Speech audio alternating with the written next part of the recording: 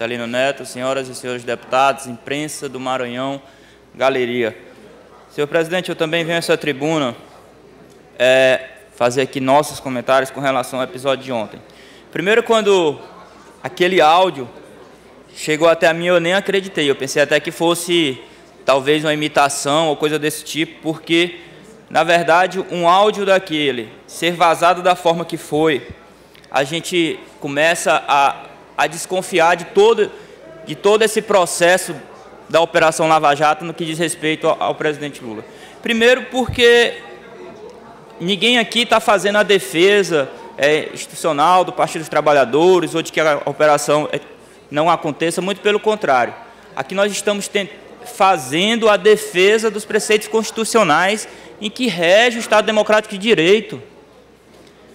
O juiz Sérgio Moro ontem extrapolou todos os limites legais e constitucionais que ele tem limite.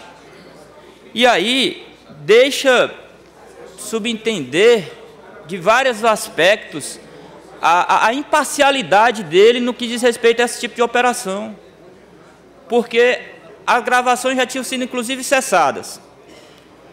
Divulga um áudio onde envolve a presidente da República, que por mais que seja um aparelho, que não seja o aparelho dela, o cargo de presidente da República tem foro privilegiado.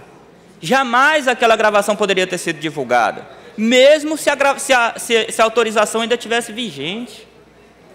Aí você divulga isso nacionalmente. E há interesse de quê? Há interesse de colocar ainda mais todo o povo brasileiro contra si, porque está realmente muito difícil nesse país, e em todos os lugares, você tentar fazer um raciocínio prudente do que está acontecendo, sob o ponto de vista de ser taxado de petista, de lulista, ou de golpista, como vimos espancamento ontem nas manifestações, como vimos os ataques ao ator Wagner Moura por ter um posicionamento mais comedido da situação e na defesa dos princípios constitucionais.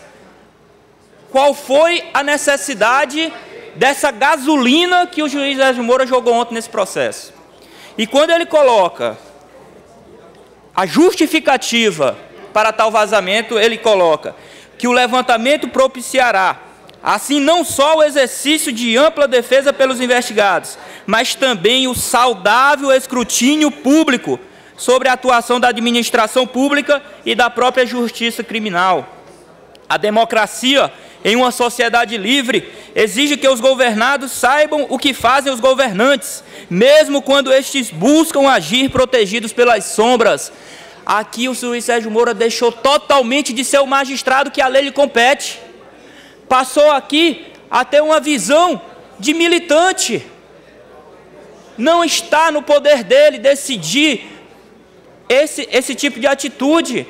Ou ele entende que é um magistrado e que está fazendo uma operação séria, correta, que inclusive já recuperou milhões dos cofres públicos, e aqui a gente nunca se posicionou e nem se posicionará contra a Operação Lava Jato, pelo contrário, mas aqui deixa dúvidas com relação a esse tipo de procedimento. E aí vem o envolvimento da justiça até que ponto? O ex-juiz federal, hoje governador do estado, também já se manifestou da mesma forma.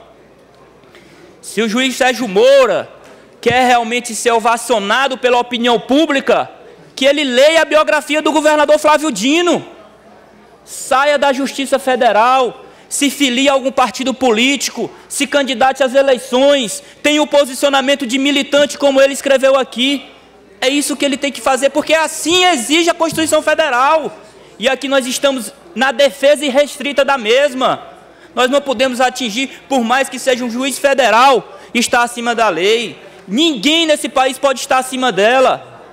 Acontece uma nomeação em que a presidente da República, porque assim o povo conferiu o poder a ela, de nomear Luiz Inácio ministro.